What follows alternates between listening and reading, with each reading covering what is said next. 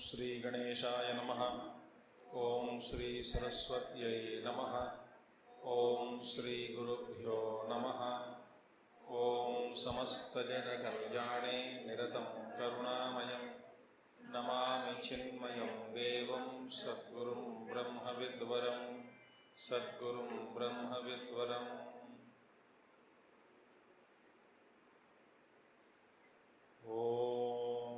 व्यासं वसिष्ठनप्तारं शक्ते पौत्रमकल्मषं पराशरात्मजं वन्दे शुकतातं तपोनिधिं।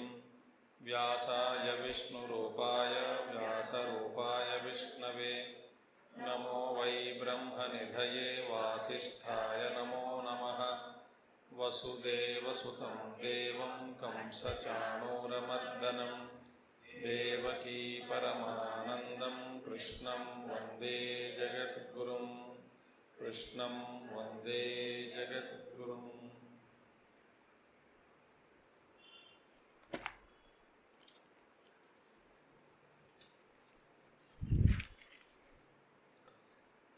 अथ नवमोऽध्यायः। श्रीभगवानुवाच इदं तु ते गुह्यतमं प्रवक्ष्याम्यनसूयवे ज्ञानं विज्ञानसहितं यज्ञात्वा मोक्ष्यसे शुभात्। राजवेद्या राजगुह्यं पवित्रमिदमुत्तमं प्रत्यक्षावगमं धर्म्यं सुसुखं कर्तुमव्ययम्।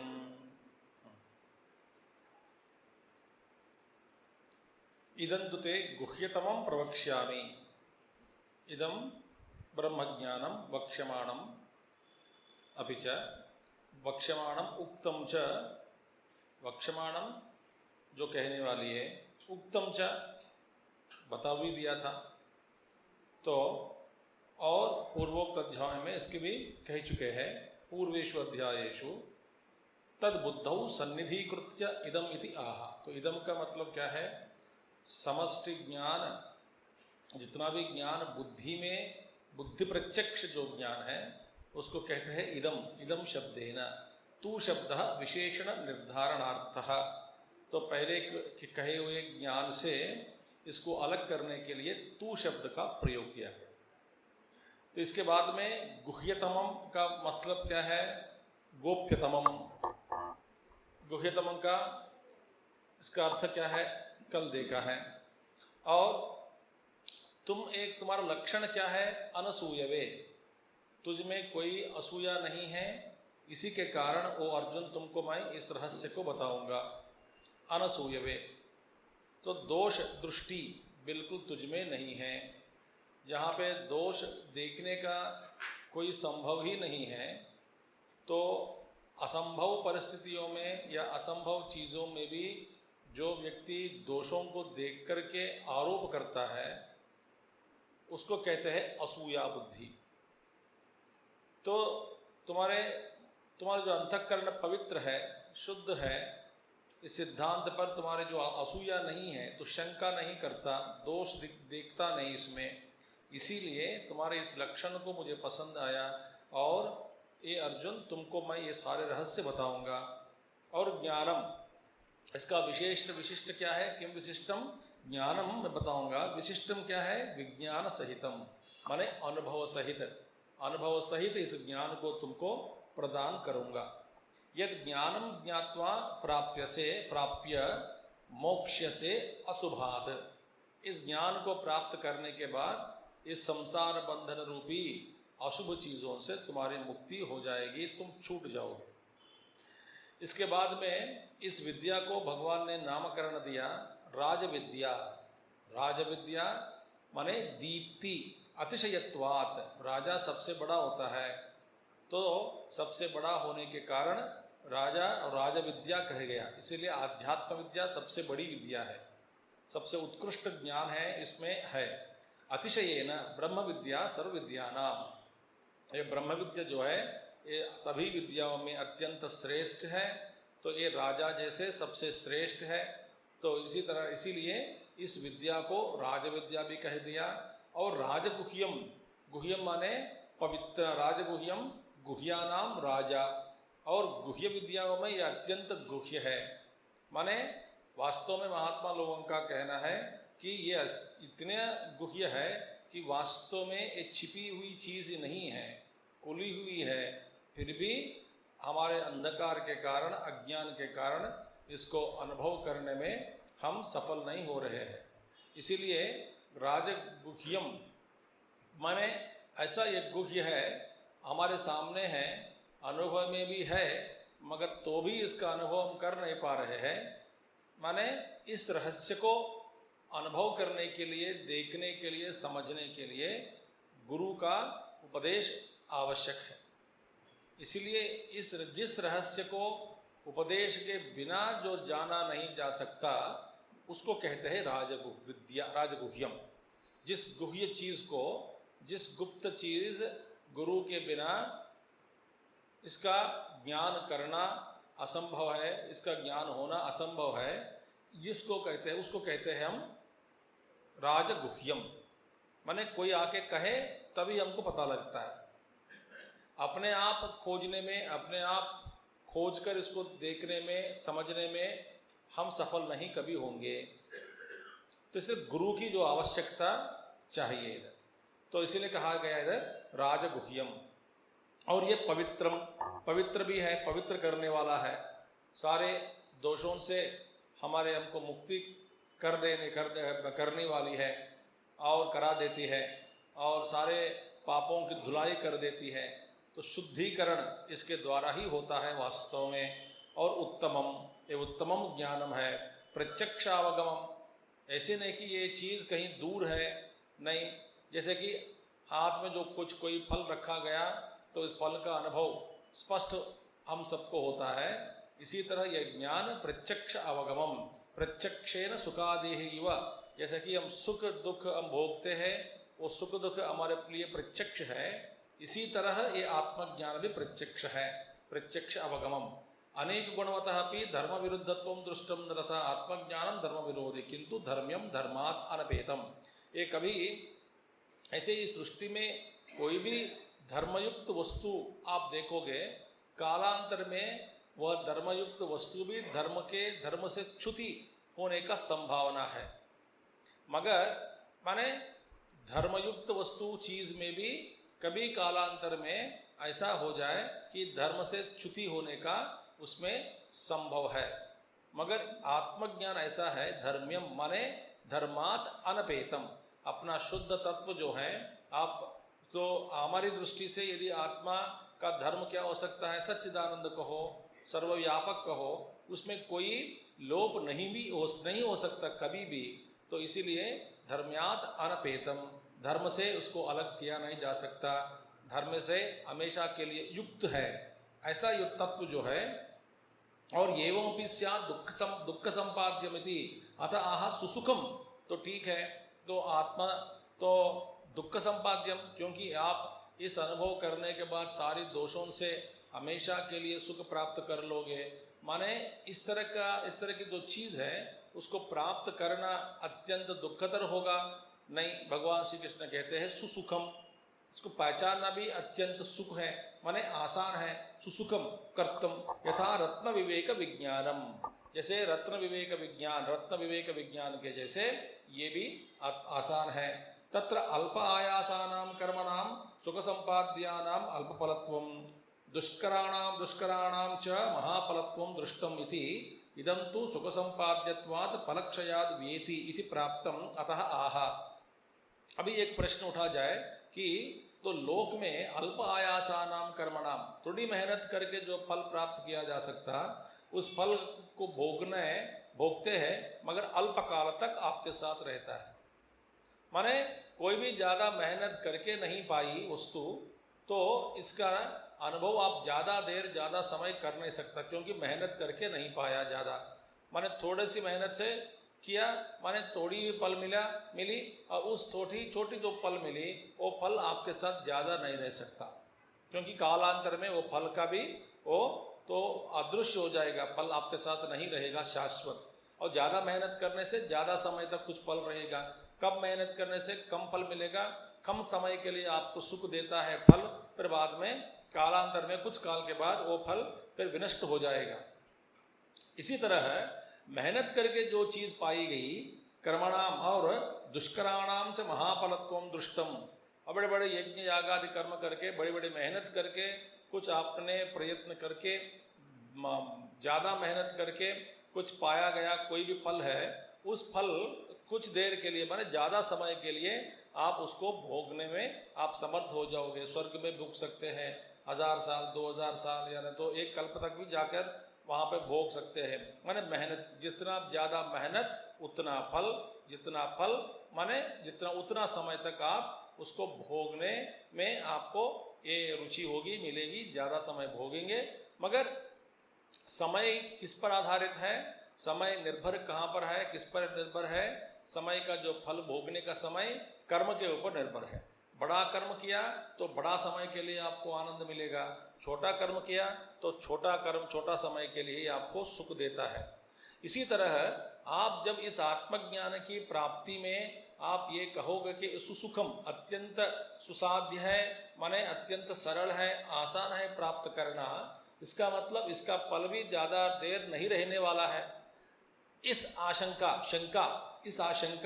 प्राप्त होने पर इसकी निवृत्ति के लिए भगवान कह दिया इसी श्लोक में, अव्ययम, सुसुखम, आसान तो है मगर फल तो हमेशा के लिए आपके साथ रहेगा। अव्ययम, एक बार आत्मज्ञान हुआ, अपने स्वरूप का ज्ञान हो गया, तभी फिर उससे च्युति नहीं होती, गिरेंगे नहीं उधर से।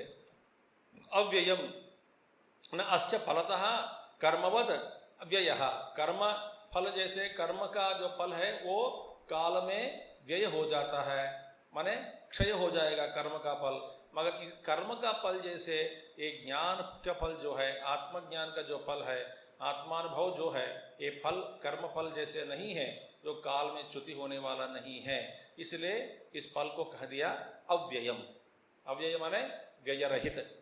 और अतः श्रद्धेयम, और इसीलिए ये ज्ञान, इस लक्षण क्या है? यही लक्षण है, राजविद्या है, राजगुह्यम है, पवित्र करने वाला है, उत्तमम ज्ञानम है, प्रत्यक्ष अवगम है, सुख दुख जैसे सबको प्रत्यक्ष का अनुभव हो सकता है, धर्म्यम है, माने धर्म से कभी अलग नहीं हो सकता, और प्राप्त करने में ज़्यादा मेहनत की बात भी नहीं है, सुसुखम है, और अव्यय फल देने वाला है। ऐसे आत्मतत्व, इन सारे लक्षणों का जो आत्मतत्व अपना स्वरूप के बारे में है, उस स्वरूप के ऊपर आपकी फिर क्या कमी हो सकती है? श्रद्धा। सब कुछ है, वस्तु पड़ी है सामने, और मार्ग भी खुल गया, मार्ग पर अपना हाथ पकड़कर ले जाने वाला गुरु भी मिल गया। गुरु इस पार आपके साथ खड़ा है, वे कहते हैं चलो मैं हाथ पकड़ो, मेरे हाथ पकड़ो, मैं चलाऊंगा, उधर लेके जाऊंगा उस पार। मार्ग भी खुला है, लक्ष्य भी दिख गया, और आप अधिकारी भी बन गए, नहीं तो बना दिया गया आपको गुरु के द्वारा, एकदम सब कुछ ठीक हो गया। इसके बाद भी चलने के लिए कोई इनकार करता है, वो बड़ा बेवकूफ है।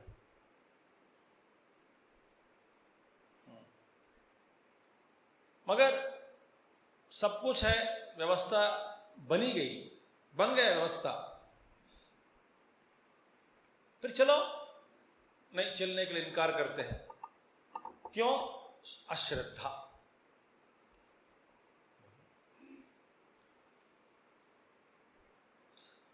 श्रद्धा का ये संस्कृत शब्द जो है श्रद्धा, इसमें बहुत सारी चीज आ जाती है। बार बार मैं इससे पहले भी कहा था कि इसका अनुवाद अंग्रेजी में फेथ के रूप में, फेथ करके करते हैं, मगर फेथ ये शब्द श्रद्धा का अनुवाद अंग्रेजी में फेथ तो हो सकता है मगर पूरा नहीं है इसका अनुवाद। तो श्रद्धा का मतलब क्या है? श्रद्धा में दो तीन चीज, बहुत सारी चीज आ जाती है। तो पहले श्रद्धा में आप पहला लक्ष्य के प्रति विश्वास पहली चीज है, और मार्ग के प्रति भी, मार्ग पर विश्वास,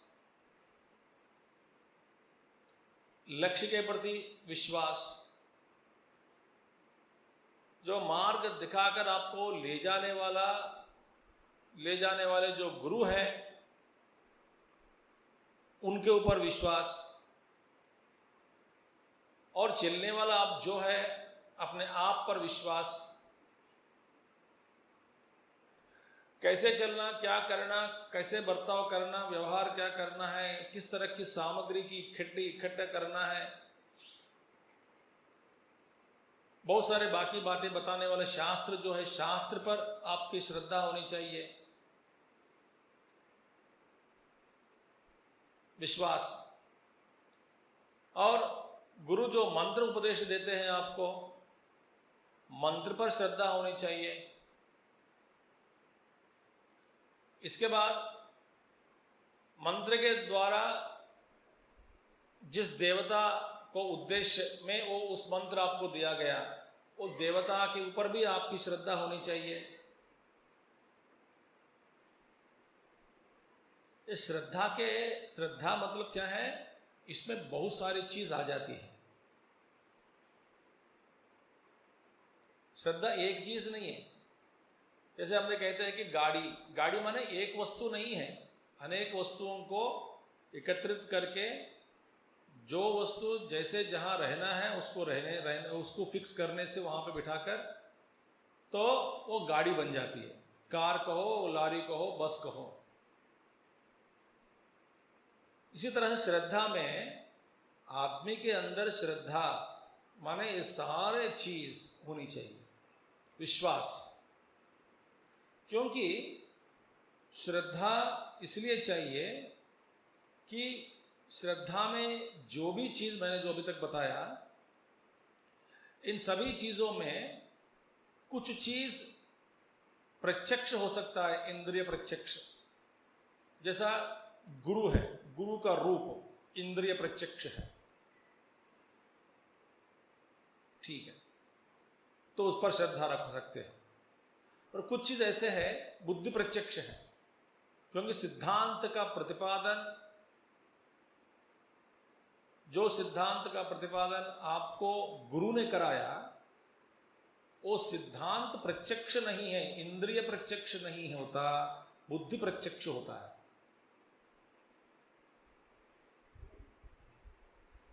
ठीक है। अब जो आध्यात्मिक मार्ग है, वो मार्ग भी इंद्रिय प्रत्यक्ष नहीं है, वो भी बुद्धि प्रत्यक्ष है। माने बुद्धि में समझ में आ गई, बुद्धि में बिठाना होता है, मगर स्थूल रूप में मार्ग का दर्शन करना असंभव। और मंत्र का फल जो है, मंत्र प्रत्यक्ष है।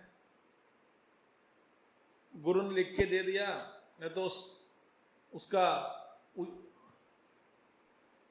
उपदेश दिया पढ़कर, वो प्रत्यक्ष हो गया। मगर मंत्र का बल जो है वो अप्रत्यक्ष है, इंद्रिय प्रत्यक्ष नहीं है। गुरु कहेगा ये मंत्र को समझ में आ गया, मंत्राक्षर प्रत्यक्ष है, मगर मंत्र का प्रभाव अप्रत्यक्ष है।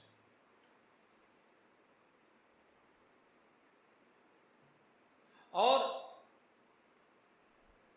उससे उद्देशित जो देवता है वो अप्रत्यक्ष है।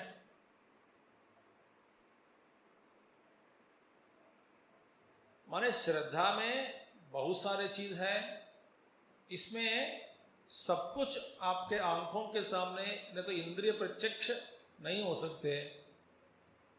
कुछ चीज ऐसे है बुद्धि के द्वारा समझना है, कुछ चीज ऐसे है शास्त्र कह दिया तो मानना है, स्वीकार करना चाहिए। माने ये सब विश्वास की बात हो गई। तो श्रद्धा केवल विश्वास ही नहीं है, माने कुछ आप विश्वास के साथ ही और कुछ भी जोड़ दिया, स्वीकार किया, ठीक है। साथ साथ श्रद्धा में लगातार मेहनत भी आ जाती है, माने प्रयत्न की बात। मुझको श्रद्धा है, फेथ है, इससे कुछ नहीं चलता। श्रद्धा के अनुसार प्रयत्न करना भी श्रद्धा के अंतर्गत ही है। तो श्रद्धा के अंग बहुत है, ये सारे अंग एक पद में आ गया। कौन सा या क्या पद है? श्रद्धा। कर्म सिद्धांत पर श्रद्धा होनी चाहिए, पुनर्जन्म पर श्रद्धा होनी चाहिए। तो भगवान कह देता है अभी आगे श्लोक में, इस तरह की जो श्रद्धा है, और आध्यात्मिक मार्ग पर सबसे बड़ी बाधा क्या है? श्रद्धा। अश्रद्धा ही बाधा है। क्योंकि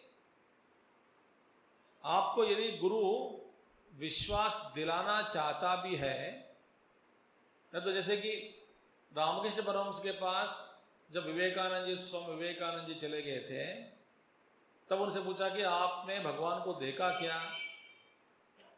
तो भगवान राम परमहंस ने दिखा, मैं तो देखा हूं, मगर तुमको भरोसा कैसे दिलाए?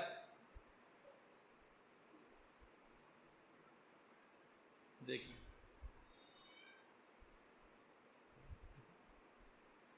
नहीं तो आप कहोगे तो अनुभव दिला दो, तो अनुभव के लिए आप तैयार होना चाहिए ना। विवेकानंद जी अनुभव के लिए तैयार हुए थे, पक गए थे पहले ही, इसलिए रामकृष्ण परमहंस जी का स्पर्श करते ही उनका आत्मज्ञान, आत्म का बोध हो गया, समाधि लग गई थी।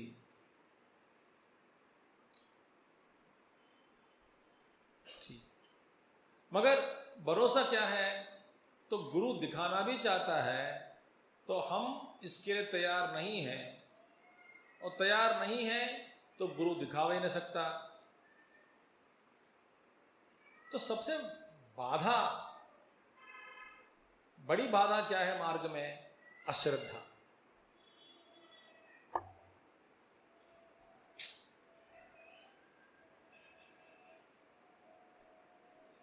तो इधर आचार्य जी कहते हैं अतः श्रद्धेयम आत्मज्ञानम।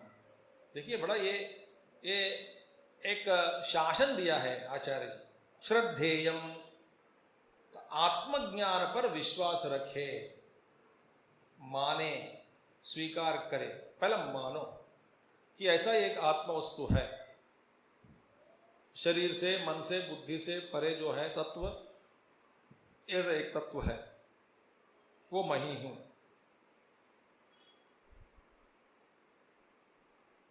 पर श्रद्धा रखो। देखिए, हमारी पुरोभिवृद्धि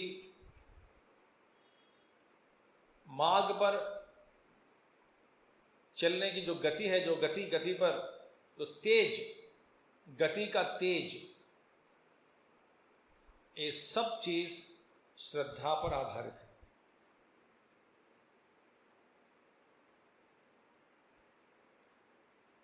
जैसे कि मैं एक दो उदाहरण देता हूं।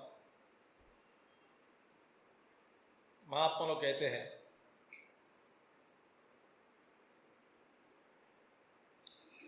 एक बार पार्वती जी और शिव जी के बीच में कुछ बातचीत चल रही थी।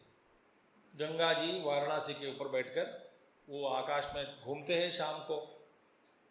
तो पार्वती जी कहती हैं, इतने हजार करोड़ लाखों लोग यहाँ पर आके डुबकी लगाते हैं गंगा जी में,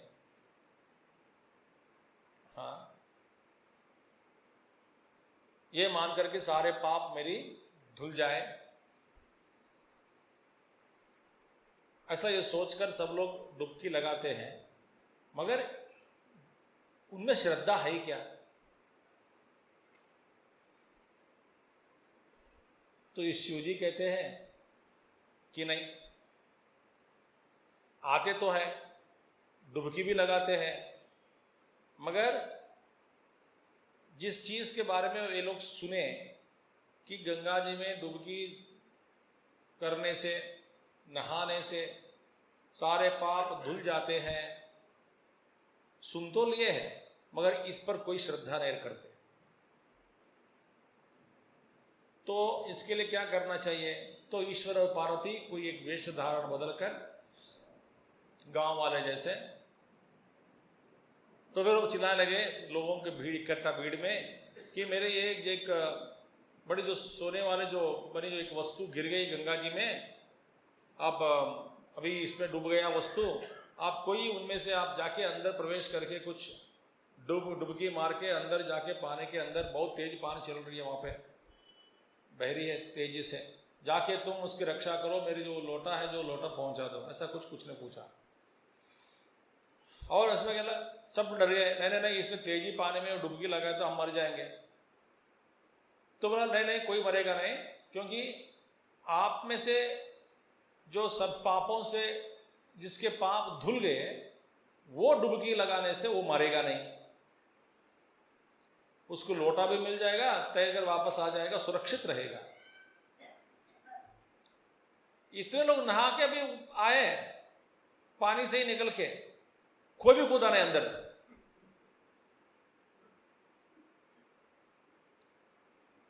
और नहाते समय गंगा जी का स्मरण करते हैं, पाप सारे धुल जाते हैं, ऐसा विचार भी करते हैं, श्लोक भी याद करते हैं, मगर श्रद्धा नहीं है।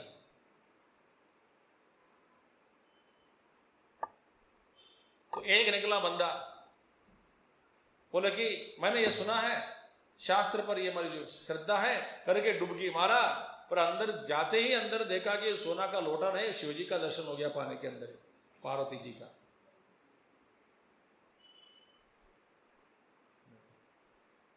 दूसरे एक घटना घटी थी कुछ साल पहले, मैंने 50 साल, 60 साल, 70 साल या 40 साल, मुझे नहीं मालूम।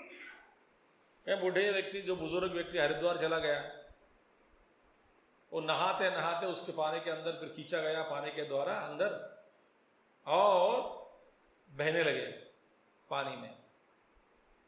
बुजुर्ग आदमी, तैरने नहीं आता, गंगा जी की बहुत तेज है, पानी चल रही है वहां पे, तो सारे एकत्रित लोग गले, मर ही गया बेचारा, बुढ़ा मर गया। उनका जो थैली थी वहां पे वहीं पड़ी है, और सब लोग होकर के ढूंढ रहे कि इस थैले में कोई एड्रेस मिलेगा, कोई पता पहचान पत्र कुछ होगा, तो करके सारे वो बड़े उनके सूटकेस निकाल के देख रहे कि बेचारा कुछ बैग लेके गया, कुछ ढूंढ रहे हैं। और बात हो रही थी, ढूंढने में, पुलिस को खबर देने में, इनको बुलाने में, उनको बुलाने में टाइम तो लग जाता है, 1 घंटा हो गया। और 1 घंटे के बाद धीरे धीरे वो बुढ़ा पानी में भीग गए पूरा, धीरे धीरे चलकर आ रहे हैं अपने बैग उठाने के लिए। बोला आप क्या कर रहे हैं? तो मर गया, तो गया पहले में, मैं क्या हुआ? उसने कहा, ये तो घटना घटी है, उसने कहा जब मेरी वे मृत्यु संभव में हो ही गया, मेरे अभी तय हो गया कि मैं मरने वाला हूं, मैंने यही मन में पुकारा, क्योंकि बाहर पुकारने के लिए भी तो पानी अंदर जा रहा था, क्या कैसे पुकारे। मैंने ये सारे अब तक कहानी सुनते आया हूं कि हिमालय में, गंगा जी में, हिमालय मार्ग में सारे सिद्ध पुरुष ऋषिगण घूमते रहते हैं, यदि ये सच है तो वे मेरी रक्षा करें। मैं मानता हूं ये लोग हैं तो वे मेरी रक्षा कर, विधि है तो मेरी रक्षा हो जाता है। ऐसा मैं बीच में जा रहा था पानी के अंदर से, अचानक मेरे सामने कोई दाढ़ी वाला प्रत्यक्ष हो गया पानी के ऊपर, जैसे चींटी को उठा के फेंक देते हैं नदी के किनारे, नदी से, इसी तरह मुझे उठाया, ऐसा ऐसा हिला के, जो पानी ज्यादा हो गया होगा लग गया शरीर के अंदर, वो भी नीचे टपक के नीचे गिर गया और मुझे इस पारे फिर दोबारा फेंक दिया। मैं तुरंत उठ के देखा तो महात्मा जी गायब हो गया, अंतर्धान हो गया। तो फिर मैंने यही बात श्रद्धा।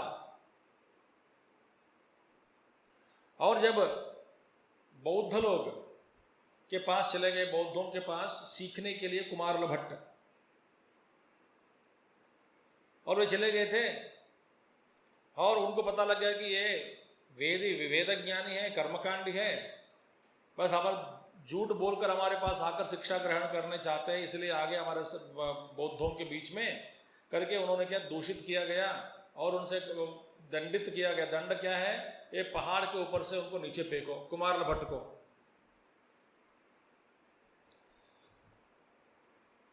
जो सुरेश्वर जी के गुरु थे, मंडन मिश्र के गुरु जी थे, शंकराचार्य मिले थे उनसे।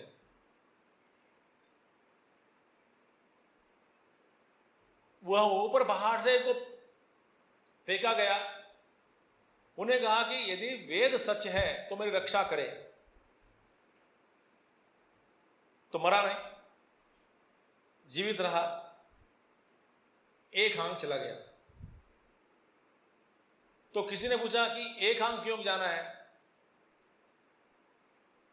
तो इसका विश्लेषण किया है कि मैंने कहा यदि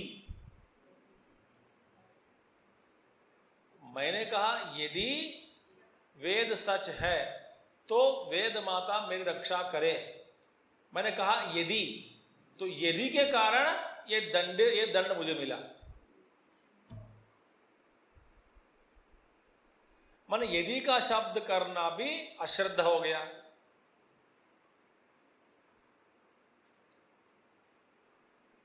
अब मैंने बहुत सारे उदाहरण दिए आपको। तो सबसे बाधा क्या है? गुरु के ऊपर श्रद्धा। और कोई भी गुरु आपके सामने आकर ये नहीं कह सकता मैं आत्मज्ञानी हूं, मैं तो ये हूं वो हूं, कोई भी नहीं कह सकता आपसे। और सबसे दुनिया में छुपा रुस्तम वाले गुरु लोग होते हैं और अनजान रहना चाहते हैं दुनिया के सामने, इसीलिए बेवकूफी जैसे व्यवहार करते हैं जानबूझकर।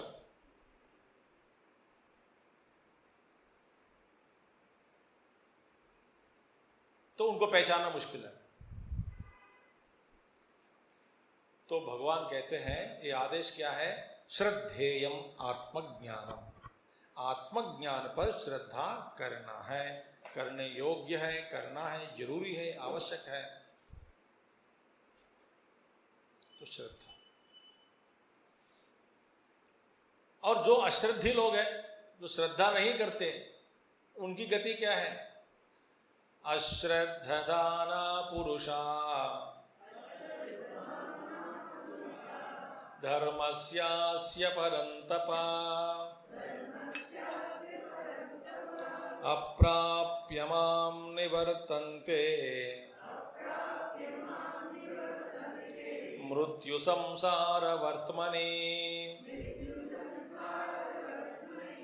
अश्रद्धदाना पुरुषा धर्मस्यास्य परन्तप अप्राप्य मां निवर्तन्ते मृत्यु संसार वर्त्मनि। सबसे बाधा क्या है? बड़ी बाधा श्रद्धा रहित। तो भगवान कहते हैं अश्रद्धदानाः, श्रद्धा विरहिता, आत्मज्ञानस्य धर्मस्य अस्य स्वरूपे तत्फले च नास्तिकाः पापकारिणः असुराणाम उपनिषदम देहमात्रम आत्मदर्शनम एव प्रतिपन्नाः असुतृपः पुरुषाः। भगवान का कलम रुकता नहीं। बिदत है श्रद्धा विरहिताः, श्रद्धारहीन लोग। किस पर श्रद्धा?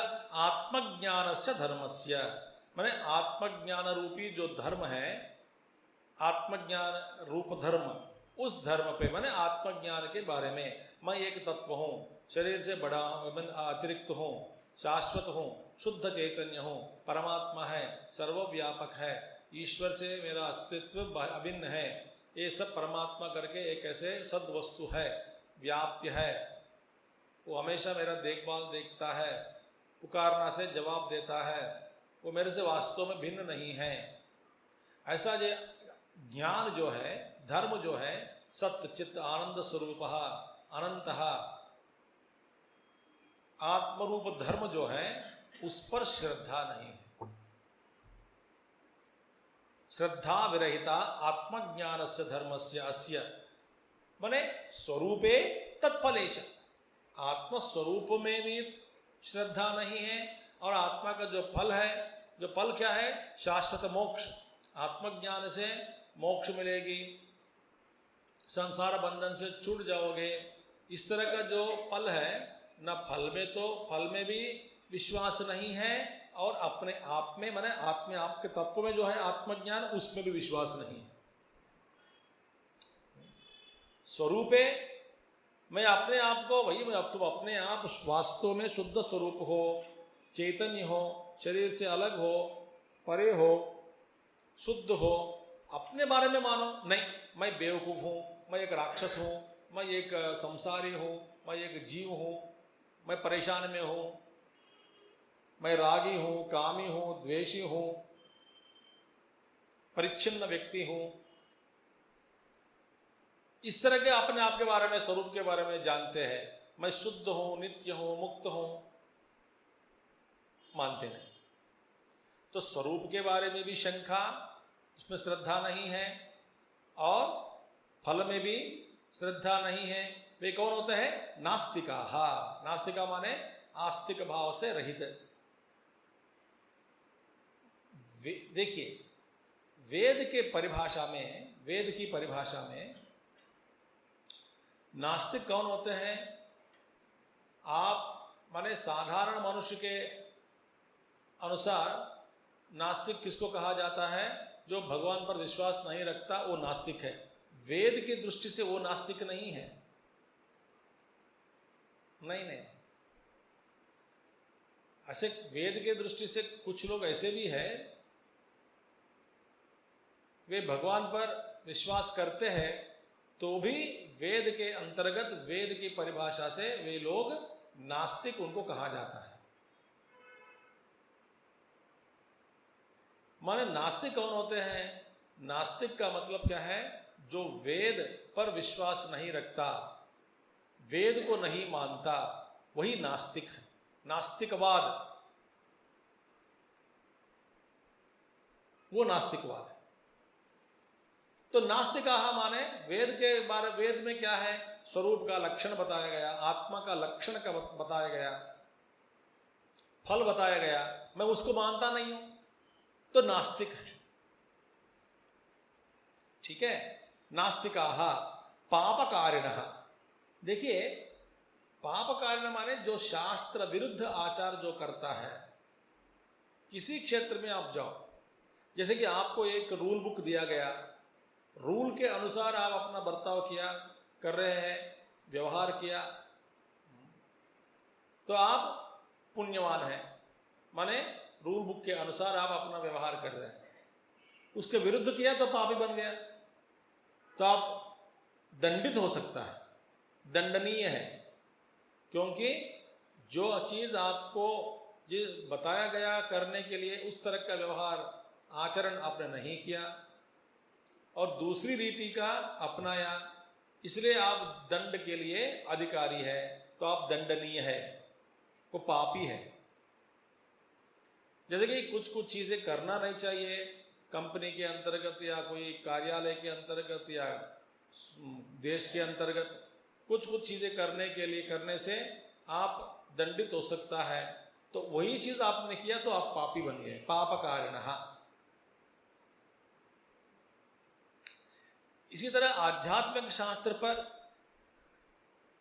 पाप करने वाले बहुत हैं। माने शास्त्र के अनुसार जो जीना नहीं चाहता, वो पापकारिणः है। माने वास्तव में आध्यात्मिक शास्त्र मार्ग पर नहीं है। उनको क्या कहते हैं? असुराणाम। उनको कहते हैं असुर लोग हैं, असुर लोग। असुर लोगों का क्या है? असुराणाम उपनिषदम, उनका सिद्धांत क्या है? देह मात्र आत्मदर्शनम। असुर कौन होते हैं? बस केवल शरीर को ही आत्मा मानने वाला असुर है। तो आत्मा करके कोई चीज है ही नहीं, पुनर्जन्म नहीं है, कर्म भी नहीं है, ईश्वर भी नहीं है, फल देने वाला भी नहीं है, बस दुनिया चल रही है, चलने दो। इसका कोई कारण रूप में कोई चैतन्य भी नहीं है, मैं नहीं मानता हूं।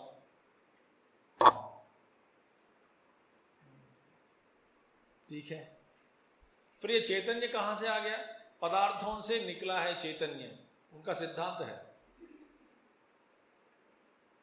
ये पदार्थ है, अणु है, उनसे ही ये चैतन्य निकलता है, चेतना। तो चेतना भी जड़ से निकलता है, जड़ ही सबका आधार है। ये कुछ अणुओं का ये जो भौतिक सिद्धांत है, तो शास्त्र के, भौतिक शास्त्र के अनुसार ये कुछ चल रहा है, वास्तव में न ईश्वर है, न शरीर से भिन्न कोई जीव नहीं है, कोई कर्म सिद्धांत नहीं है, पाप नहीं है, पुण्य नहीं है, मरने के बाद पुनर्जन्म भी नहीं है।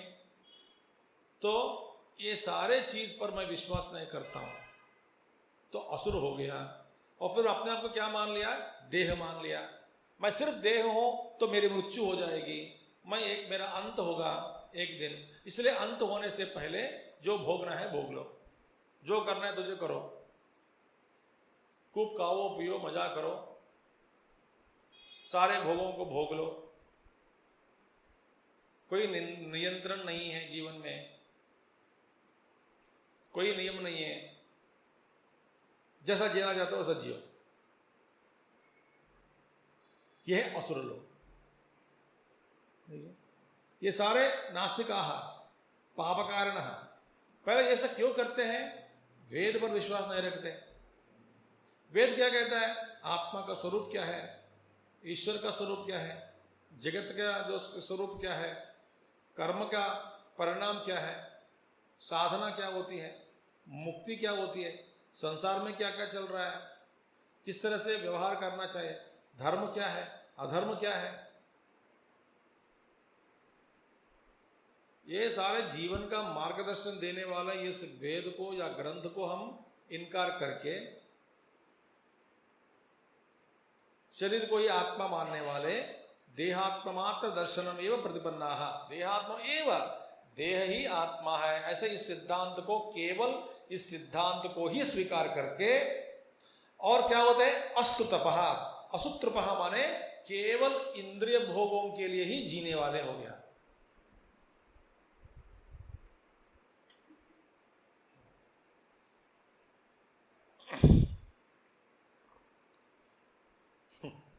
तो बच्चों से कहते हैं कि be discipline, be discipline, be discipline. बच्चे देखते हैं कि पागल है क्या, ऐसा क्यों बोलते हैं पापा मम्मी टीचर सब लोग? हम लोग मस्ती है, खाना खा रहे, पी रहे, खेल रहे हैं, ये क्या अनुशासन है? बेकार में, वे समझते नहीं। क्योंकि बच्चे जो भी हो, जवान हो या बड़े भी हो, कोई अनुशासन के बिना रहते हैं। क्यों रहते हैं भाई? इनके सामने लक्ष्य ही नहीं है। कोई यदि सामने लक्ष्य हो तब अनुशासन की बात आती है। यदि लक्ष्य ही नहीं है तो अनुशासन क्यों?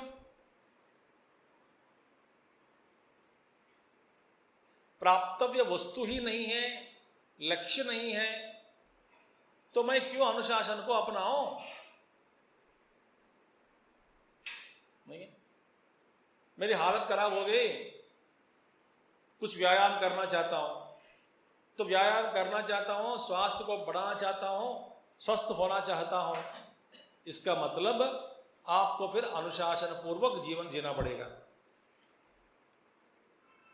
समय पर खाए, कम खाए, जो नहीं खानी है उसको मत खाए, जो खाना है वही उसी को खाए, व्यायाम करे, दौड़े, समय पर उठे, समय पर सोए,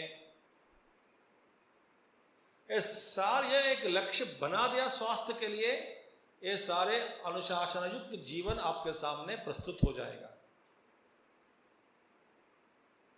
यदि लक्ष्य ही नहीं है और लक्ष्य के संबंध लक्ष्य नहीं है तो उससे उसके जो संबंध में जो भी अनुशासन होने का संभावना था तो नहीं रह जाता।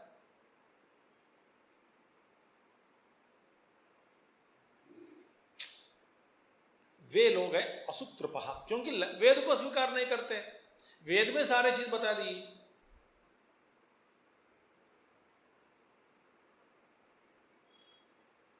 देखिए आप किस ग्रंथ के आधार पर आप अपना जीवन चला रहे हैं, सोचिए। किस शास्त्र के आधार पर आप जीवन अपना चला रहे हैं? आपका जीवन का आधार रूपी कोई आपके लिए एक शास्त्र है क्या? कोई ग्रंथ है क्या? मैं इस ग्रंथ को मानता हूं, हालांकि मैं सब कुछ पढ़ता हूं, समझता हूं, समझने के लिए प्रयास भी करता हूं, सुनता हूं, सब कुछ ठीक है, मगर मेरे नजदीक दिल के पास ये शास्त्र है, मैं इस शास्त्र का मैं आचरण करता हूं। ऐसा कोई एक शास्त्र आपके लिए है क्या? जवाब मत देना, मैं जानता हूं जवाब।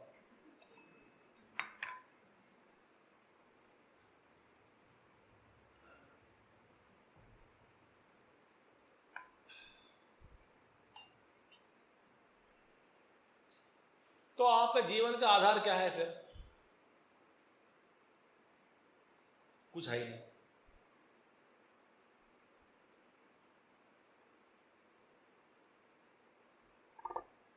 भेलपुरी का जीवन जी रहे हैं, भेलपुरी, सब कुछ मिला मिला के, खट्टा मीठा, ये वो, नमकीन। वो भेलपुरी वास्तव में स्वास्थ्य के लिए ठीक नहीं है। भेलपुरी जैसे हम जी रहे हैं। तो हम लोग असूत्रपः हो गया। असूत्रपः माने केवल इंद्रिय भोगों के लिए ही जीने वाले जो भी है, क्योंकि ये जो वेद पर श्रद्धा नहीं रखने से सारे जितने भी मैं अभी आचार्य जी ने बताया ये सब अपने आप आ जाते हैं। सिर्फ केवल स्वास्थ्य के ऊपर आप अपना लक्ष्य नहीं रखने से आपका व्यवहार में, विचार में, खाने में, पीने में, चलने में, समय का पालन में सब कुछ बिगड़ जाता है कि नहीं? बताओ, कम से कम हाँ तो बताओ।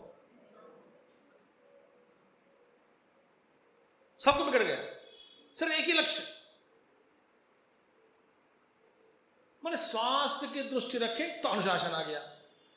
इसी तरह वेद को प्रमाण के रूप में स्वीकार किया गया एक भक्त के द्वारा, सज्जन के द्वारा, तो इसके जीवन में ये सारे जो संकट, जो प्रॉब्लम जो यहां पे बताया, इस तरह का जीवन जीना बंद हो जाएगा, क्योंकि वेद ही प्रमाण बन गया उनके लिए।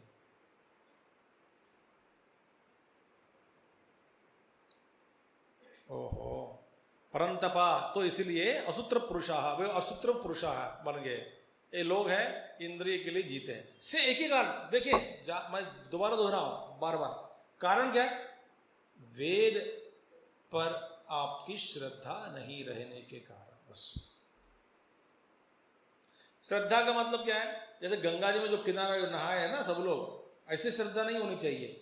श्लोक भी पढ़ लिया, दूसरों को सुनाते हैं, डुबकी लगाते हैं, स्वयं ईश्वर प्रत्यक्ष हुआ करके बोले तो कुछ लेके आओ गंगा जी से, बोले नहीं नहीं नहीं, मैं तो पुण्यवान नहीं हो सकता क्योंकि बड़ा पापी हूं मैं। तो अभी तो गंगा जी में नहाए ना।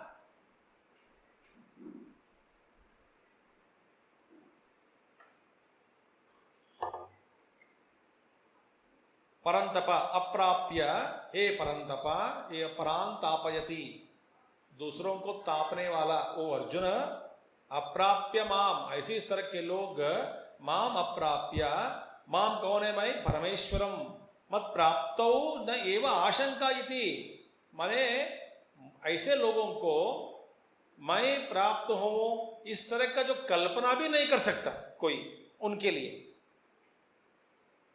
ये असुर लोग बड़े अच्छी बात बताते हैं, देखिए आशंका इति, क्योंकि मत प्राप्ति मार्ग साधन भेद भक्ति मात्रमपि,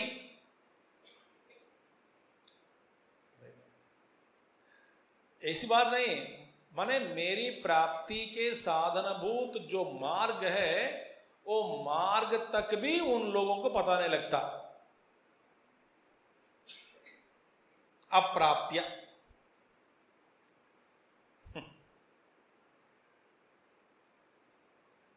मार्ग भी खुलता नहीं।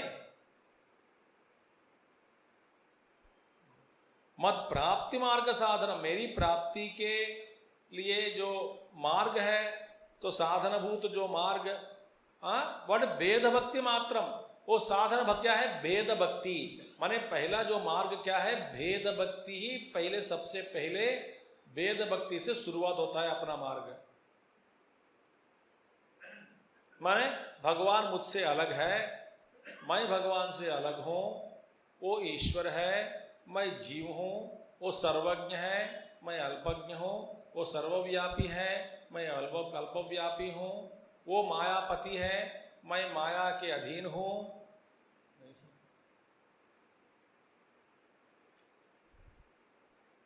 और उनकी शरण में जाने से मुझे अच्छी आशीर्वाद मिलेगी, भलाई होगी, तृप्ति मिलेगी, मेरा उद्धार होगा, तो भगवान की आराधना करे। इस तरह की भेद बुद्धि पूर्वक भेद भक्ति करने का जो साधन मार्ग पर सबके लिए पहले पहले ये इस तरह का जो मार्ग है, साधन प्राप्ति मार्ग, वो भी उनके लिए अप्राप्य है। भगवान की बात छोड़ दो, मार्ग तक खुला नहीं होता, आगे खुलता नहीं।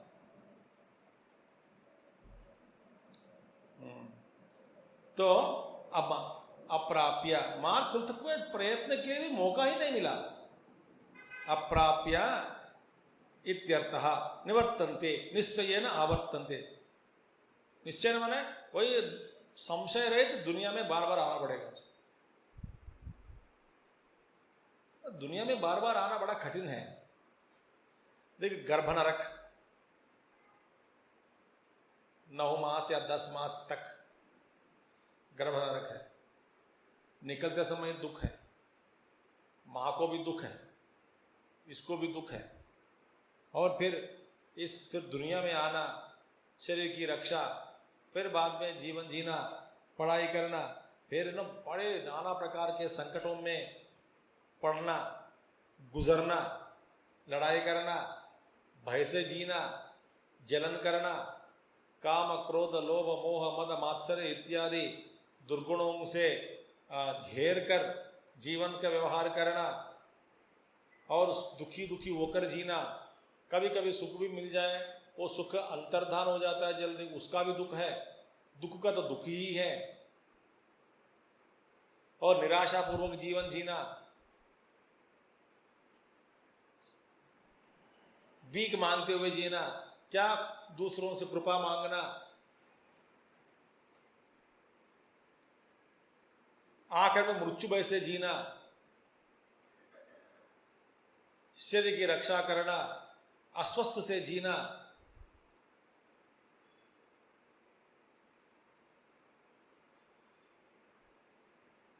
क्या इतने सा बहुत कुछ करते हैं और कुछ करते करे बिना चले जाते हैं लोग।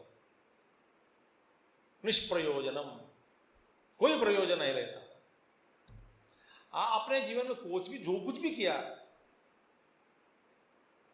आप कहोगे अच्छा कर्म किया तो भी निष्प्रयोजन है, क्योंकि कर्म का फल शाश्वत नहीं है। अच्छे अच्छे कर्म किया तो भोगो स्वर्ग में जाकर, इतने बड़े अच्छे कर्म किया तो स्वर्ग में जाकर भोगो, कितना समय। मैं महाभारत में एक विचार आया है ना, क्योंकि सबसे बड़ी दुख स्वर्ग में क्या है? सबसे बड़ी दुख यही है, वो कहते हैं कि सबको माला पहना जाता है, एक माला, वो माला में जो खुशबू खत्म हो जाती है, होने लग जाता है, तो माला फीकी पड़ जाता है। यही निशान है कि अब मेरा समय आ गया नीचे जाने का। अब स्वर्ग का भोग इतना अच्छा है, भोगता है उनके लिए, और इतने अच्छे भोगों से एकदम आपको फेंका जाता है। तो स्वर्ग से गिरने में जो दुख होती है ना, वो दुख स्वर्ग के भोगों से भी ज्यादा है।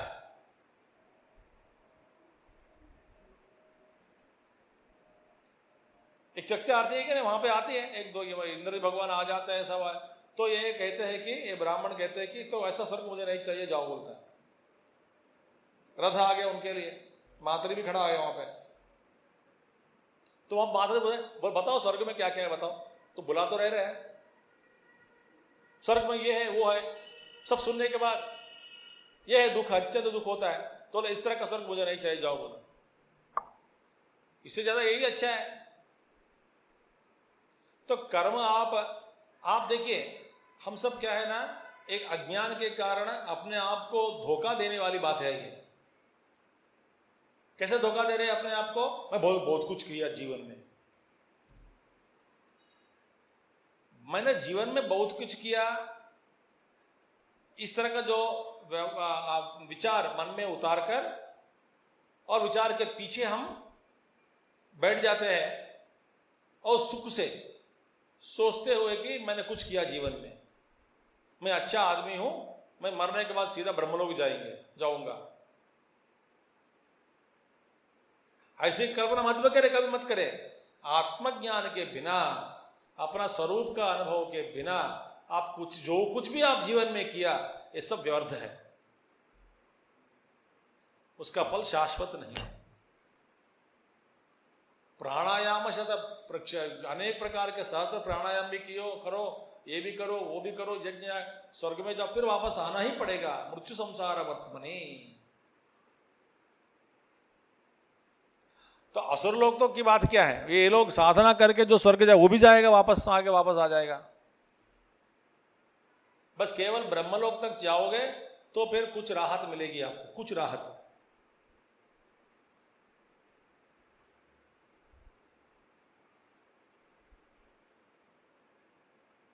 तो हाँ, हम सबको इस तरह का जो धोखा देने वाली संतोष के पीछे नहीं बैठना चाहिए।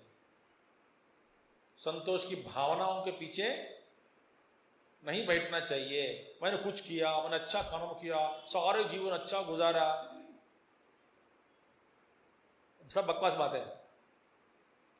वेदांत कहते हैं यदि आप महती विनष्टि, अपने आप स्वरूप का ज्ञान के बिना आप शरीर छोड़कर इस लोक पर जो जाओगे, महती विनष्टि, it's a great destruction, great waste of entire life, बोलती उपनिषद। क्वा निश्चय आवर्तनते, वापस आ जाएगा। कहां आ जाएगा? मृत्यु संसार वर्तमने, मृत्यु युक्त संसारो मृत्यु संसार। मृत्यु मैंने यहां पे ना, हर मृत्यु में बदलना, बदलाव, परिवर्तन। ये ऐसा ये परिवर्तनशील जगत है कि कुछ भी शाश्वत नहीं। इस परिवर्तन जगत में कौन है शाश्वत? आप ही है। आपके चारों ओर जो नाचने वाला, रूप धारण करके नाचने वाले जितने भी है, कोई भी नहीं रहेगा, कोई भी नहीं रहेगा। एक एक जीव, एक आपका अपना। सिर्फ पहले से ही ना सबको जीव के रूप में देखो, शुरू करो। मेरी मम्मी है, पत्नी है, बच्चे हैं, ऐसे में नहीं, तो ये जीव है, ये जीव है, ये जीव है, बस वो जीव है, इस रूप में मेरे सामने आ गए, कुछ खेल रहे, नाच रहे मेरे चारों ओर। नाच नाच के कोई थक कर मर जाएगा उधर ही।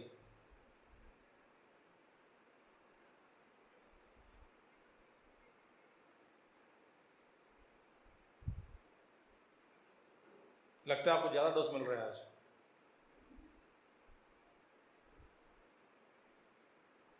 मिलना भी चाहिए, क्योंकि मौका जब आ जाए तो मैं क्यों छोड़ूं। कभी कभी भगवान देता है मुझे डांटने का मौका, जब देता है तो छोड़ना नहीं चाहिए। मृत्यु युक्त संसारो मृत्यु युक्त माने सारी चीज बदलता रहता, परिवर्तनशील जगत है सर। जगती यदि जग जग जग जग जगती, गुरुदेव चमकता है। तस्य वर्तमा माने पात मार्ग, कौन सा वर्तमा है, कौन सा ये मार्ग है, नरक तिर्यक आदि प्राप्ति मार्ग, नरक में जाने वाला मार्ग है, तिर्यक योनि माने जंतु योनि में जाने वाला मार्ग है, ये सब तस्मिन् ये वर्तन्ते, बार बार नरक में जाओ, जंतु बनो, इधर बनो उधर बनो, आप ये कभी कुत्ता बनो, कभी चूहा बनो, कभी मेंढक बनो,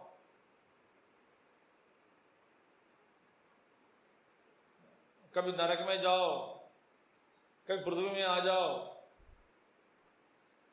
आप जरा सोचो, कल्पना करो। आपने देखो कि टेनिस खेलते हैं ना लोग, टेनिस बॉल से, है ना, खेलते हैं कि नहीं, गेंद से खेलते हैं, ठीक है, इधर दो उधर दो, नॉट सिंगल, डबल सोचो। डबल में मेन एंड वुमेन्स क्लब्ड, यहां पे एक पैर वहां पे एक पैर, इस तरह का खेल में आप अपने आप को उस गेंद के रूप में स्वीकार करके देखो क्या होता है आपकी। ये मारेगा वो मारेगा, ये मारेगा वो मारेगा, ये मारेगा वो मारेगा, इधर से उधर उधर से इधर। राहत कब है, ये बीच में जो हवा में लटकता है ना घर का ना घाट का, ना इसका ना उसका, क्या बोलता है कहां जा रहे हो, मार खाने।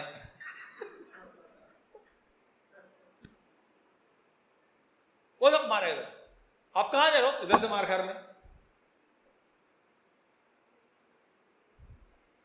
आप कहां जा रहे हो, अब उस पर जा रहा हूं मार खाने। चार लोग है ना, इधर दो इधर दो, अब उधर जा रहा हूं मार खाने। हमारे जीवन ऐसे ही है, नरक में जाओ मार खाओ, इधर आओ मार खाओ, जंतु मार खाओ, स्वर्ग में जाओ वहां भी मार खाओ। किस तरह का मार, दुखी, डर से जीने, खत्म होगा, कब खत्म होगा, कब खत्म, तेरा समय कब खत्म होने वाला है, एक पुस्तक दूसरे स्वर्ग में, बस होने वाला है, हो ही गया मेरा माला भी खत्म हो गया, जाने वाला हूं कभी भी। जैसे हम लोग यहाँ पे मृत्यु वार्ता सुनते हैं ना, मृत्यु वार्ता, बेचारा रात को सोया मर गया, वहीं उसे वहां भी सुनते हैं, बेचारा वो कहां था, चला गया नीचे, अच्छा कब चला, कल सवेरे, अच्छा अच्छा अच्छा, अब की बारी तुम्हारी। ये है बातें। कहने का मतलब क्या है, जैसे एक लात मारते हुए जो एक से दूसरे जाता है, इसी तरह हमारा जो भ्रमण जो हो रहा है, मृत्यु संसार वर्तमनि नरक तिर्यक आदि प्राप्ति मार्ग तस्मिन् एव वर्तन्ते, माने वही घूमता रहता है, वही मैदान के बाहर नहीं जाता, गेंद बॉल, वही मार खाते रहते सबसे।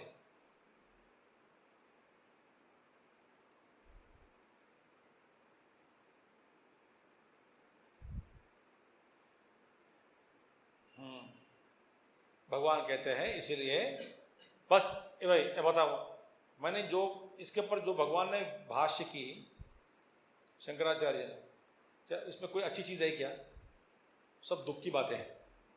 मूल कारण क्या है, अश्रद्धा।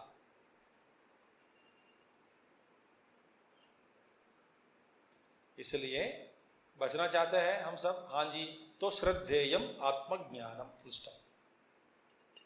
आत्मज्ञान पर श्रद्धा रखो।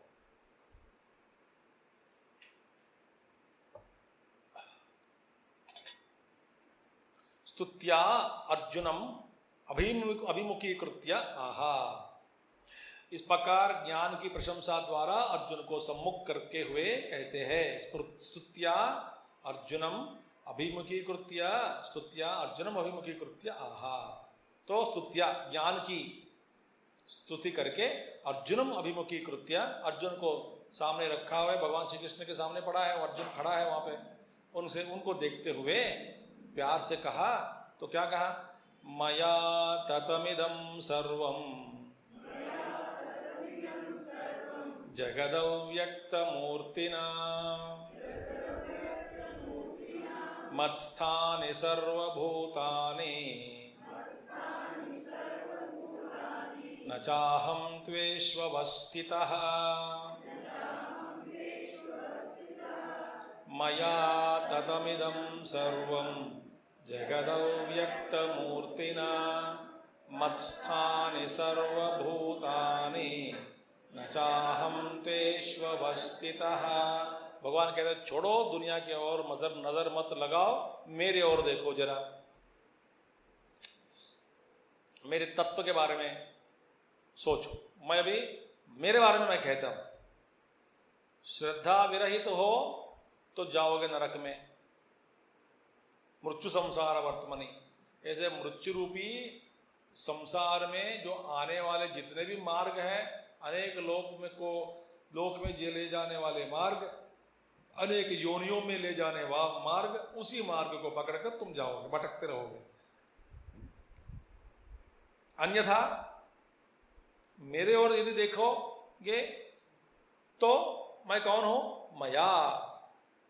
मया मेरे द्वारा, मम यह परो भावः तेन ततम व्याप्तम सर्वमिदं जगत अव्यक्त मूर्तिना। अब जरा ये श्लोक जो है ना, 2-3 श्लोक आगे वाले जो श्लोक हैं, हाँ 2 या 3 श्लोक, 2 श्लोक खास करके इसका व्याख्यान थोड़ा धीरे धीरे पढ़ना चाहिए हमको। यदि हम गहराई से पढ़ना चाहते हैं तो। नहीं स्वामी जी शॉर्टकट मार्ग बता दो, तो एक वाक्य में इसका पूरा कर सकता हूं। अब देखिए धीरे धीरे आप क्या करना चाहते हैं, ठीक है, तो फिर बाद में मुझसे बहस मत करना बाद में आकर कि आपने इतना क्यों सुना दिया, आपने समझ में नहीं आया, ठीक है। चाहे तो आप सब चले जाओ, मैं अकेला बैठ के अपने आप में बात करता रहूंगा, मस्त है, क्योंकि यही सिद्धांत है, ठीक है। हाँ अब सुनिए, मया माने मम या परो भावः तेन, मैं ये सारे जो जगत है माने सृष्टि जितने भी माने सूक्ष्म स्थूल सृष्टि माने व्यक्त और अव्यक्त, ठीक है। आप कभी इसके बारे में सोचा, आइसबर्ग जो समुद्र में बनता है, जो अंदर का भाग बहुत ज्यादा होता है, ऊपर का भाग बहुत कम दिखता है। कहा गया कि 10% आइसबर्ग का जो समुद्र में जो बनता है आइस के वातावरण के कारण, ठंड के कारण, ऊपर जो दिखाई देता है जो भाग जो है ना बर्फ का, बहुत कम है, 10%। 90% का जो भाग पानी के अंदर है, ठीक है, दिखता नहीं। इसी तरह जो आपके आंखों के सामने जो दिखाई दे रहा है सृष्टि, जो सृष्टि दिखाई दे रही है, उसका प्रतिशत बहुत कम है, 10 से भी कम है।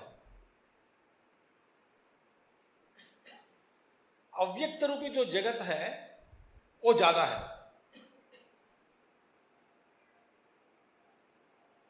ऊर्ध्वलोक अलग है, अधोलोक अलग है।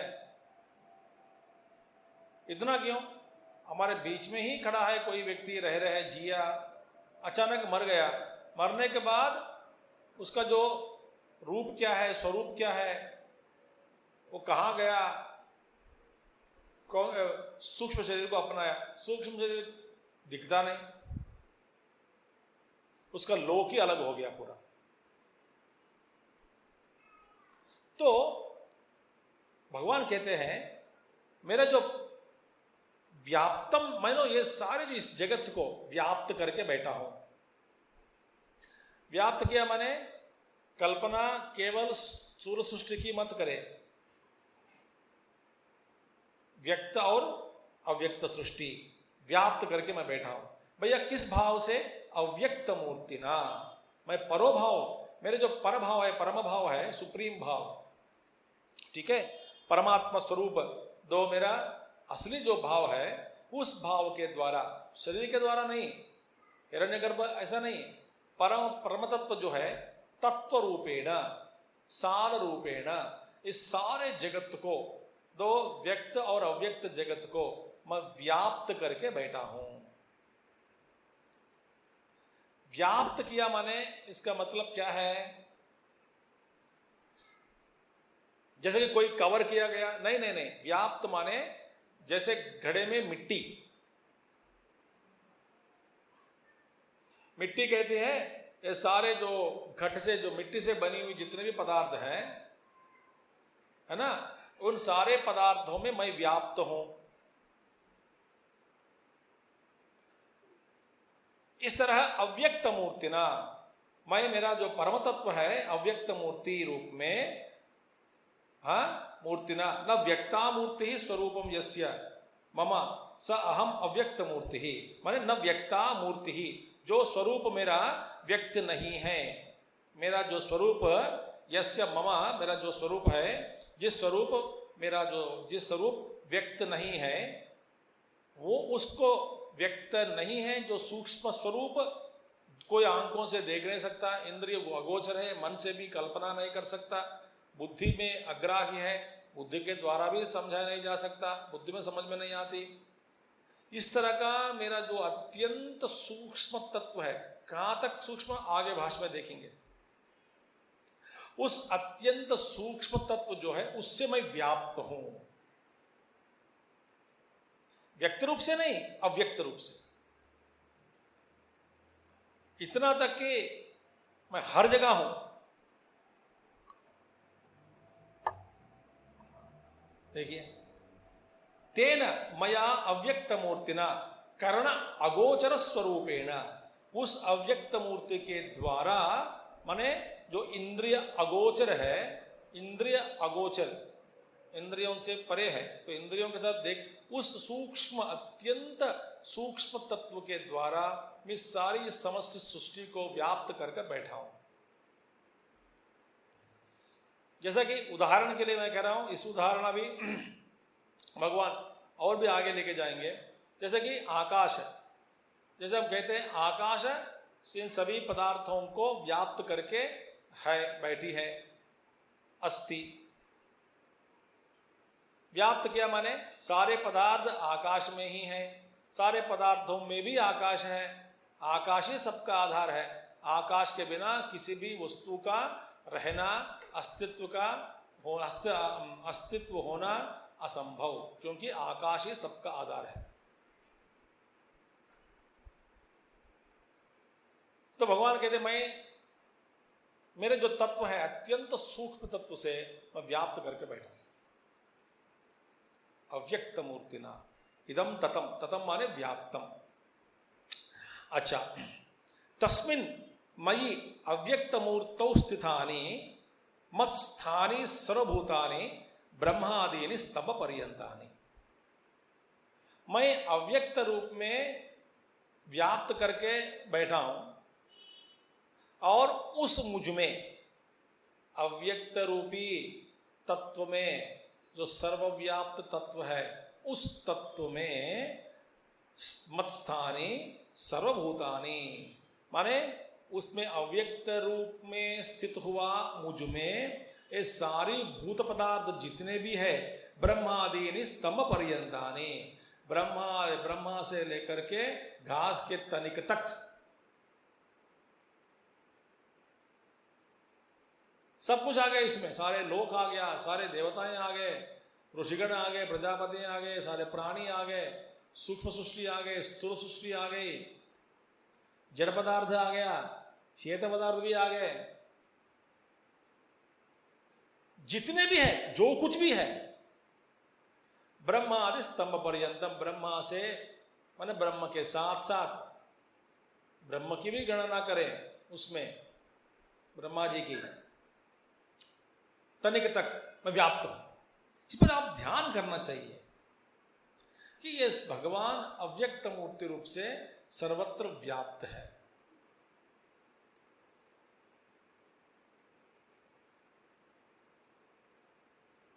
रामकृष्ण परमहंस कहते हैं, समाधि के बाद, निर्विकल्प समाधि के बाद, सहजावस्था के पहुंचने के बाद किसी ने पूछा कि ये समष्टि जो ब्रह्म है, आप यदि अत्यंत उतना ऊपर तक जाओगे, आप ये समष्टि ब्रह्म के साथ, ब्रह्म तत्व के साथ कोई वार्तालाप कर सकते हैं क्या? तो रामकृष्ण परमहंस ने बताया कर सकते हैं, वो जवाब भी देगा। कौन? सर्वव्यापक अनंत ब्रह्म, वो कहेगा। माने अपने वो ब्रह्म के साथ तादात्म्य से पहले अत्यंत उत्कृष्ट स्थाई को पहुंचने के बाद इस तरह का अनुभव भी संभव। आप जो कुछ भी प्रश्न पूछेगा जवाब मिलेगा तुरंत, क्योंकि सर्वव्यापक है। हमारे जैसे लेजी नहीं है ब्रह्मा।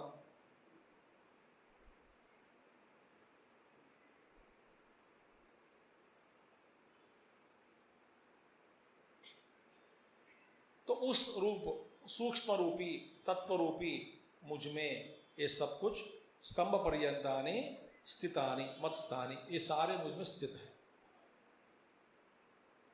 अच्छा, अब देखिए भगवान कितना बड़ा हो सकता है, सोचो जरा। अनंत तो है ही, अनंत। अनंत की कल्पना हम नहीं कर सकते हैं कोई, मगर महत्ता के बारे में सोच सकते, महत्व वस्तु के बारे में। माने आप जितना आपकी, जैसी आपकी कल्पना जहां तक ले जा सकते हैं आपकी कल्पना, उतना तक आप बड़ा होकर सोचो। एक गैलेक्सी, दो गैलेक्सी, दो यूनिवर्स, तीन यूनिवर्स, अनंत कोटि ब्रह्मांड, इतना व्यापक बनकर सोचो कि भगवान कितना बड़ा हो सकता है।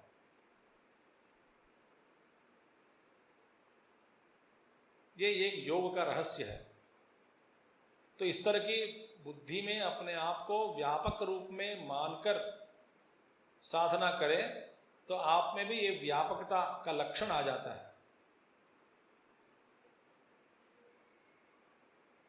तब उस व्यापक लक्षण में आप इस सारी सृष्टि को, जहां तक आप व्यापक हो जाता है, तो उसमें जितने भी सृष्टि है आप सब, आप देख सकते हैं कि ये सब मुझ में है। जैसे कि मैं शरीर में जितना है नतमस्तक व्यापक हूं, तो नतमस्तक मैं व्यापक हूं, शरीर के साथ तादात्म्य हुआ मेरा, तो इस शरीर के अंग में जितने भी है सारे मुझ में ही हैं। तो मैं सारे अंगों से, कणों से बहुत बड़ा हूं,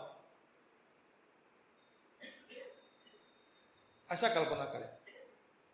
अब भगवान कहते हैं, देखिए हमारी कल्पना क्या है, आगे जाने से थोड़ा कुछ हम कहते हैं, हाँ हम कोई पदार्थ क्रियायुक्त जिसको देखते हैं, क्रिया के साथ कुछ चेतना, कुछ काम कर रहे हैं, उसको हम स्वीकार करते हैं चेतन के रूप में। जिसमें क्रिया शून्य है, क्रिया नहीं होता, तो उसको हम स्वीकार करते हैं जड़ के रूप में। समझ आ गया बात? अब भगवान ये सूक्ष्म तत्व जो है, इन दोनों का अधिष्ठान है, बोथ सेंशियंट एंड इनसेंशियंट। ठीक है? हाँ, वैसे क्या है, वास्तव में ये भी यहां पे एक अच्छी बात है कि चेतन को हम कहां देखते हैं?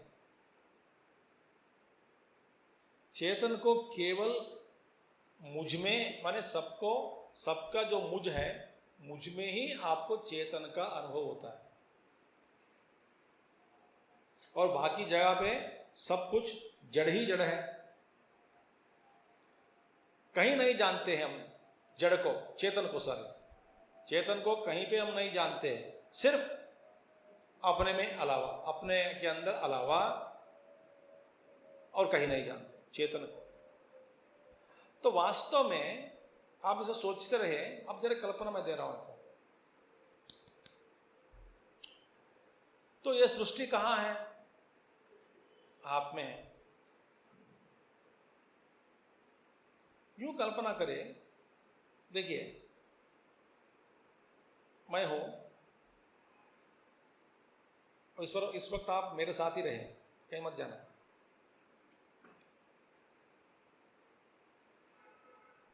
तो चेतन पदार्थ के रूप में मुझ में ही, मैं ही चेतन हूँ, और सब मेरे लिए जो कुछ पदार्थ बाहर है, जो चेष्टा दिखा दिया, अनुमान करते हैं, वो उस पर चेतन, अनुभव नहीं होता। ये जीवित है, क्यों चेष्टा हो रहा है, हो रही है, तो जीवित है, अनुमान है। थोड़ा 2-3 श्लोक आगे ऐसे आएंगे। अभी मैं कौन हूं? वास्तव में चेतनता का अनुभव किसमें हो रहा है? मुझ में ही हो रहा है केवल। यदि ईश्वर भी मेरे सामने शरीर का रूप करके, धारण करके प्रकट भी हो जाए वेद बुद्धि के द्वारा, तब भी ईश्वर मुझे जड़ रूप में ही दर्शन देगा।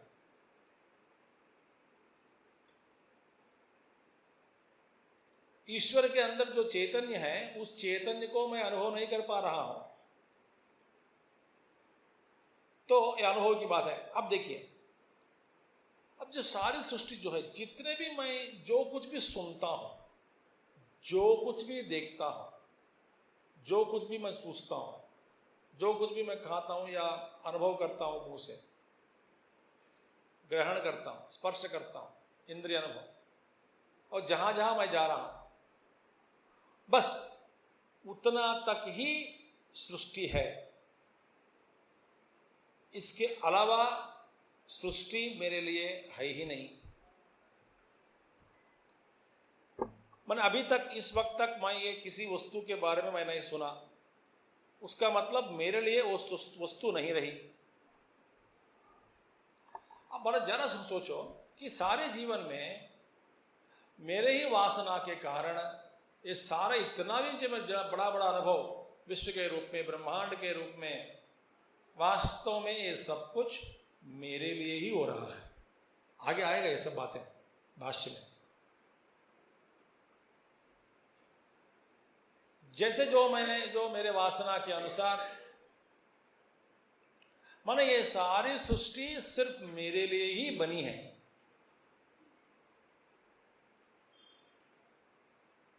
क्योंकि जो मैं अनुभव नहीं कर सकता हूं, कर पा रहा हूं, किया नहीं, करेगा भी नहीं, माने वो वास्तव में वो सारी सृष्टि मेरे लिए नहीं है। तो चेतन का अनुभव केवल मुझ में ही हो रहा है, क्योंकि भगवान कहते हैं आगे, नहीं निरात्मकम किंचित भूतम व्यवहाराय अवकल्पते।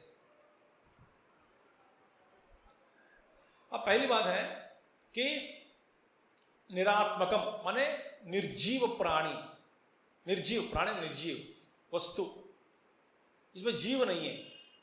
तो निरात्मकम किंचित भूतम व्यवहाराय अवकल्पते। देखिए, व्यवहार के लिए कोई भी ऐसा जो ये निर्जीव प्राणी व्यवहार के लिए योग्य नहीं होता, क्योंकि व्यवहार में, क्योंकि मुझ में जो स्थित है, मुझ में स्थित इसीलिए है कि कोई भी चीज आप बिना स्वरूप के और बिना आत्मा के सिद्ध होती नहीं।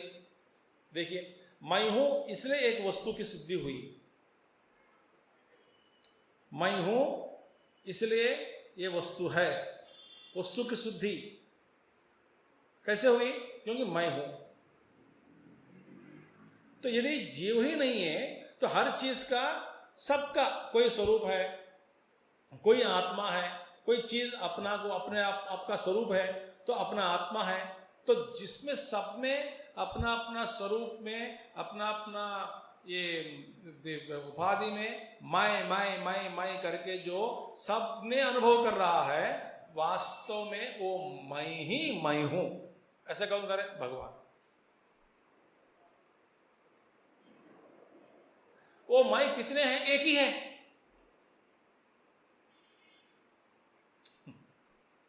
नहीं, बट इतने मैं है, इतने मैं कहां से है? अनुभव इतने मैं नहीं आएगा, एक ही मैं हो रहा है। कहां पे? हम में। तो अब ये क्या हो गया? जड़ और चेतन का खेल हो गया।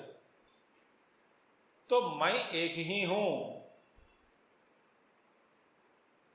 मैं माने शरीरधारी ऐसा मत लेना। वो मुझ में जो मैं है, तत्व का चैतन्य जो है, वो अनुभव के रूप में एक ही हो रहा है अंदर। बाकी सब जड़ है। अतः सब में मैं करके है।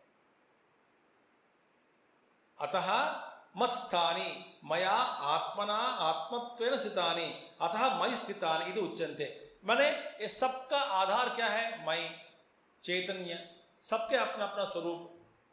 तो इसीलिए मया आत्मना, मुझ आत्मा के द्वारा ही, आत्मस्वरूप के द्वारा ही। कैसे आत्मस्वरूप? आत्मत्वेन, मुझ, मैं, सब में मुझ के रूप में। मैं माने भगवान, सब में, सभी उपाधियों में, मुझ के रूप में, माने सब में जो मैं है वो मैं हूं। आत्मत्वेन स्थितानि, मैं सबका आत्मा बनकर स्थित हूं। अतः मयि स्थितानि इति उच्यन्ते। इसलिए सारे पदार्थ किसमें है? मुझ में है। यदि मैं ही नहीं रहूं तो कोई रूप नहीं रहता, गुण नहीं रहता, कुछ भी नहीं। तो सबका आधार कौन है? मैं हूं। तो मैं सब में हूं मुझ के रूप में। जो सब लोग कहते हैं मुझको मैं जो कहते हैं, वो मैं ही सबका आधार है। वो मैं कितने हैं? एक ही है। वो मैं कहां है? व्यापक है। तो मुझ में सब कुछ स्थित है। हाँ जी। तो मत स्थानी सर्वभूतानि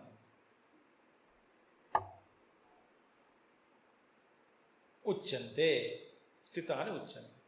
तेषां भूतानां अहमेव आत्मा इति अतः तेषु स्थितः इति मूढ़बुद्धीनां। इसका हम कल देखेंगे।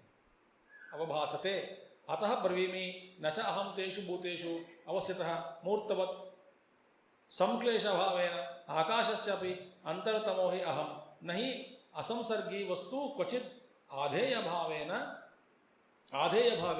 अवस्थितं भवति। ये सब इसका नेक्स्ट क्लास में विल सी। ओम पूर्णमदः पूर्णमिदं पूर्णात् पूर्णमुदच्यते पूर्णस्य पूर्णमादाय पूर्णमेवावशिष्यते। ओम शांति शांति शांति। हरि ओम श्री गुरुभ्यो नमः। हरि ओम सद्गुरुनाथ महाराज की।